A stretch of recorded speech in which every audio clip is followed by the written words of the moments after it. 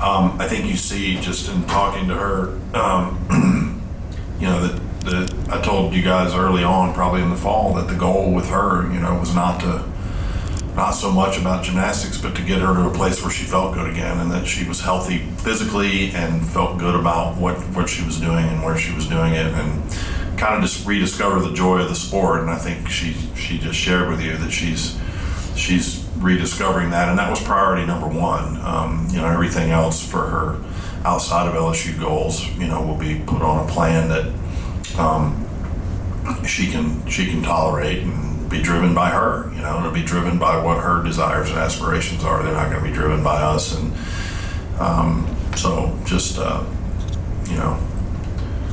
just really, really pleased with the progress. I think it's probably beyond where I even initially thought it would be when she first came in, and so she's doing great. And as far as this weekend goes, some really great things happened, obviously, but there, also some disappointments, and so we've got to iron out those things. It's not atypical. There's been very few teams around the country that haven't had similar issues so far early in the season, so it's certainly not something we need to knee-jerk, but we do need to get some consistency, and I think she nailed it when she told you that for some reason the confidence on balance beam just has been lacking a little bit, and so we've got to be able to address that without creating a mountain out of a molehill, because it's a fine line to walk. You address the problems, but you don't make it worse by knee-jerking and moving things around too much, because we believe in the system that we have and in the process that we're going through. And it looks a little different this year. As a result of some of the lessons we learned last year, we maybe have taken a little slower approach,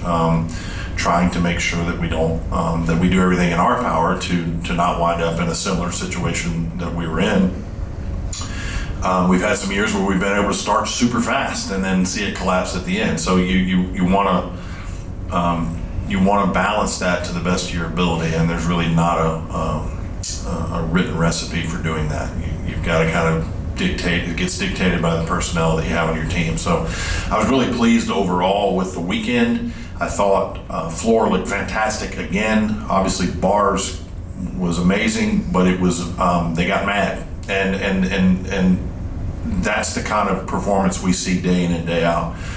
And so while we are known for that, fighting our way out of things, it's not something that we necessarily need to be known for. I'm glad we can do it when we have to, but we need to stop having to, and we've got to stop digging holes for ourselves and then having to climb out of them and everybody cheering that on. Let's start putting some complete efforts together, and let's be in the correct mindset when we get started.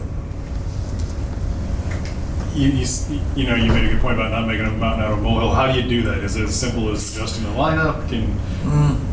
No, I think we'll make some minor adjustments in training this week and create some different scenarios for them. Put them in situations where they have to depend on themselves, on each other more in order to finish the assignment and the workout. Just where it replicates a little bit of the pressure that they feel. You're never going to replicate it totally, but just do some additional things like that. It's not about going in and ranting and raving and yelling and screaming and doing anything to try and they're up there doing they want us to succeed. So you have to come from that as your starting point. But we just have to create a level of confidence. And look, you can point at many reasons. It was Konnor's first meet when she came off. It was Annie's first time competing when she came off this weekend. Kaya's coming out of a catastrophic injury that she hasn't competed since last January in Kentucky, and doing 4 events for the first time is different. And so without making excuses for them, you have to make allowance for adjustments that have to be made early in the season. That's true in every sport. So I think that's really the message overall. Are you allowed, and this is just I don't know the answer to this kind of question, are you allowed to reverse your order and put your anchors first? Yeah, you can do. I mean, we can create any order that we want. There's a certain amount of strategy that goes into making a lineup order. You don't want to put back-to-back routines that look exactly alike in terms of composition, because then you run the risk of it. You want to do things that potential, that don't have the potential to be directly compared to one another, if that makes sense in terms of style or skill selection. So we position people in different spots. If you'll notice, a lot of our 2 pass routines are separated by 3 pass routines and on floor, and some of the styles are very different. So, it's not an exact science by any stretch of the imagination, but you do want to show a variety of things to the judges on every event if you can, and not look like just a repetitive group of sort of compulsory routines.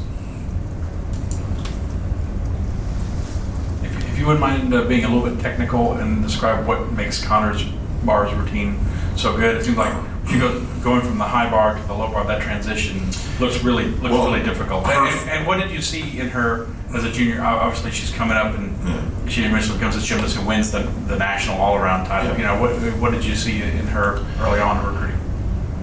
I don't know. I've been aware of Konnor for a long time. I think she was in 6th or 7th grade, maybe 7th grade, the first time I ever set foot in her gym and watched her, and when she was still in West Virginia. And you could just tell she's just a different level of talent. There's just things that jump off the page. I don't know how to describe it any other way. There's talented, and then there's things that just draw your attention, and she has that physical ability that just jumps off the page at you when you watch her train.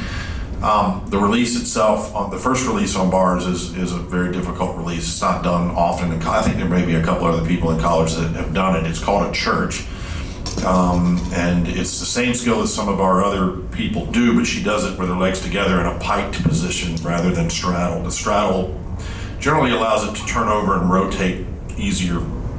Doing it piked is very difficult, and it requires a great deal of what we call amplitude getting up off the bar. So if you watch that release from the side, she's up there. She's probably 12 feet or so in the air at the apex of that thing. So it's just a very difficult skill, and it's fun to watch because it's just a monster. I mean, it's just huge, and she, her half pirouettes on top of the bar, on the low bar, and that dismount, which is new in the sense that I think she did it when she was much younger, at age, I don't know, 11 or 12, but hasn't done it in quite some time. And so we brought it out of mothballs in the fall and started training it again, and eventually moved it back out to a hard surface. And she said it in her interview after the meet that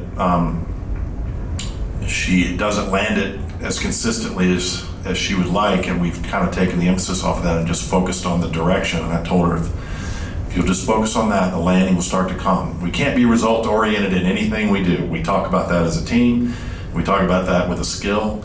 We have to think about the things that dictate the result and the process that we go through to get there. And so to see it come together was cool. It was a cool moment for her, and a cool moment for all of us, for the team, and it was fun. It was fun, but it's short-lived because that's an individual thing, and that's not something that we put very little, if any, emphasis on those kinds of things. Just want your thoughts on being at home Friday, and how many people do you feel like are watching these meets on television on Friday night now? Kind of like football. Yeah, I mean, I think the exposure, I don't know numbers. I know ESPN has their internal numbers. We can't always get access to that, but I will tell you that everybody I've talked to at ESPN, whether they're producers or people that are behind the scenes, say that as a whole they're bullish on our sport right now, and so they must be getting, they must be seeing things in their analytics that are great. I think they've been a tremendous partner for our sport. Once we got on live TV with them, and we've worked with them, and we've had to give up a few things in order to make it work. But they've also been respectful of our sport and helped elevate it to new heights. So I think the audience continues to grow, and that's why we want to keep it as simple as possible. That's why we haven't changed our scoring system or gone to things that overcomplicate an already complicated sport for people to understand. but the people know what a perfect 10 is, they know what a home run is, they know what a touchdown is. So if we can keep it in terms where the layperson can have a very general, at least a general understanding of what we do. The parity is at an all-time high. I can remember days when there was 3 teams and then everybody else, and now it's, if you're in the top 15 to 20, things can go either way on any given day, and that's great for our sport. Sometimes I worry if we create a manufactured level of parity, just by our rules being like they are, and I think we have to continue to examine that year over year. But I think the health of the sport is at an all-time high right now, and it's fun to be a part of that. And our fan base and fan bases in other places are playing a big role in that, because when you put something on television and the stands are full, you're much more likely to watch it than if you put something on television and it looks like nobody's in the arena. And I think having our home meets here in the PMAC and the kind of fervor that our fans show is tremendous for our sport. Yeah, what about Kentucky? It seems early? Is SEC's early this year? You're talking about the beginning of our SEC schedule? Well, that's about right. I think we usually get 1 or 2 in, and then we go into the SEC schedule. And look, Kentucky's coming here, and they've had our number the last several years, right? And they're probably better now than they've been in the last 10 years even. That's a really strong Kentucky team that's coming in here. They're super clean. They execute very well. Raina Worley is one of the best kids in the country by a long shot. And so we got our hands full, and it's going to be an exciting environment in here on Friday night. So I encourage our fans to get here and fill up seats. A little later start, an 8 p.m. start. So hopefully that doesn't discourage people from getting their kids out here, but we want it loud and crazy, and the students will be back, and I want students in their stands and going nuts, and let's maximize our environment if we can. Everybody healthy? Yeah, we came out, everybody that was going in, we came out okay, so never, I don't like talking about that too much with you, Cobble. It messes me up, but yeah, I think we're in a pretty good spot physically. And then just to see Livia on the floor, what did you think of her? Liv is good, and when Liv's dialed in, she's good. I thought her floor routine probably, could have gone a little higher. She's doing a great job. She's relevant in other places too. The difference is that all this ballyhoo depth that everybody wants to talk about, it becomes a challenge to break into a lineup that only puts 6 out on the floor at any given time. So she's doing a great job on bars. She's training beam at a high level, and so her being ready on floor at the beginning of the season is great, because the last 2 years we had to really push to get her ready by the end of the season on that event. So she did a great job in the off season. I keep telling people that she did a great job of showing up prepared, and she's been a tremendous part of our success on floor so far, and just she's a good teammate too, and that's important. She's healthier than she's been certainly to start the season. Yeah, some injuries don't go away, right? And so, when you have a torn labrum in your shoulder, that sounds like a horrible thing, but many times, we've got a lot of people on the team that have those. Lots of gymnasts have those, and it depends on the size of the tear, depends on where it is, and whether or not you get it fixed. A lot of times the trend now is to not fix them, because they usually tear again anyway. So you manage it, and you get strong, and you build up around it, and you do the things that you need to do, and she's done a great job of that. This is meant to be a somewhat lighthearted question, but the last time Kentucky was here, it was one of the more infamous gymnastics meets we've ever seen. Everything's. Did you double check these things now? Look, man, honestly, no. The equipment is sound. We have good equipment here at LSU. I can assure you of that. It's not faulty equipment. It will not fail. Tim Garrison, the head coach at Kentucky, and I, we disagree on whether that was equipment failure that night, but we're good friends and have tremendous respect for him and what he's done with that program. He had a steep hill to climb when he took that job, and he's done a great job of continuing to get them in a good place. You about where you want to be for week 3? Yeah, I feel good about where we are. I really do. I think minus the hiccups on beam, which we'll get that ironed out. Some of that's early season stuff, and some of it we need to get a handle on because it was 4 different people in 2 weeks, right? So if it was one person, you'd probably just say they're kind of going through it a little bit. But when it's 4 different people, we clearly need to address it, but we need to address it in a manner that is not destructive to. It's such a mental event, and it's a different beast than the other events. You don't want to tinker with their heads too much on that because you think it's bad now, it can get worse if you're not careful. So you just have to stay the course in many, many ways, but try to challenge them in new ways that kind of break them through that. Are Kathy and Bart like the best to kind of do what you were saying earlier as far as bring people along into the sport? Well, I think, Bart and Kathy have a great synergy but they've been doing it together so long. They play off each other really well. They're huge icons in our sport. I appreciate both of their friendship. I've known them a long time, and they're really professional in the way they go. I think what we have to be careful of, though, is if we get, we're trying to, with the increased popularity of the sport, we're bringing in new talent that not necessarily is as polished sometimes, and so. I don't know, I always tell Bart and Kathy, I don't agree with everything you say, but I appreciate the way you do it and the product that you put out there for us, and it's a very polished product and it's very professional. And so I'm hopeful that, as we expand, that we don't go so fast that we end up with what comes off as a, you don't want to put people in positions they're not ready for, and so we need to make sure that. I thought the addition of Taylor as a sideline reporter for the ABC meet was tremendous. She does a great job. She's done that in other sports. So those kinds of things matter. And so I think Bart and Kathy they're sort of the gold standard and the benchmark. I think John Roethlisberger, who's also a friend of mine, and Alicia Sacramone have done a great job. It's a very different style that they do it with. There's a lot more banter and a little more wit to the way that they do things. So I think there's room for additional talent to come in and do it. I just want to be careful that we don't expand it so fast that we end up with what feels like a B movie,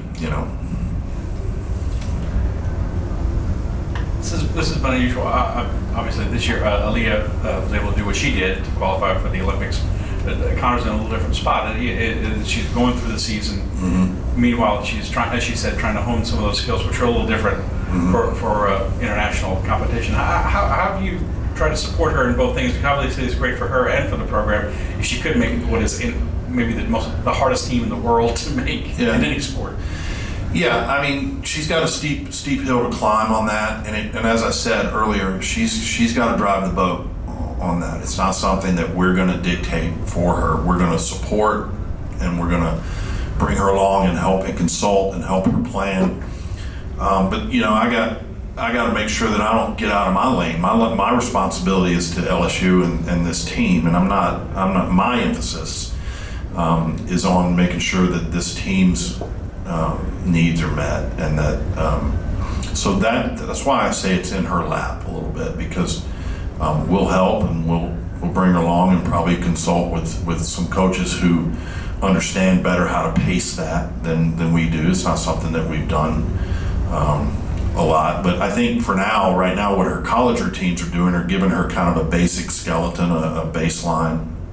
It's not that the skills are harder that she does at the Olympic level, it's that she has to do a lot more of them in the routine. So it's going to be about how to bring her along, how to add those things in a manner that's not destructive to what she's trying to do for her team, but that prepares her to get ready for what her obligations will be. And honestly, I don't even know what all those are. I mean, these are things that she has to ferret out and communicate with us about what she's going to need.